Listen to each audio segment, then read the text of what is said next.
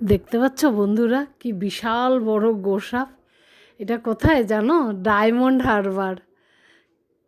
এই কলকাতা থেকে 50-60 কিলোমিটার দূরে, যেখানে হুগলি নদী বঙ্গোপসাগরে গিয়ে মিশেছে।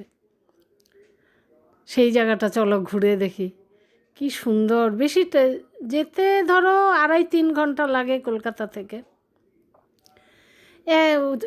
যেই দিন গেলে সেই দিনও ঘুরে আসা যায়, বা একদিন স্টেও করা যায়।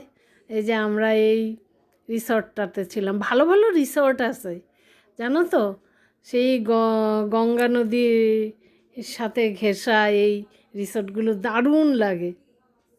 এখান থেকে বেশ, এখানে বসে বসে তুমি সারা রাত বসে থেকে এই গঙ্গা নদী দেখতে পারো। কি দারুণ না?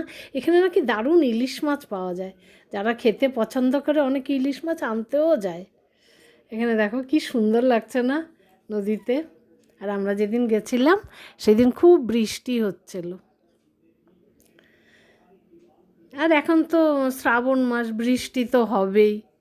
তোমাদের যদি কারো ইচ্ছা করে ডায়মন্ড হারবার ঘুরে আসতে পারো, ফিরেও আসতে পারো ওই দিন, আবার একদিন ছুটি নিয়েও থেকেও যেতে পারো। দারুণ জায়গা একদিনের ছুটির পক্ষে। টাটা বন্ধুরা, ভালো থেকো।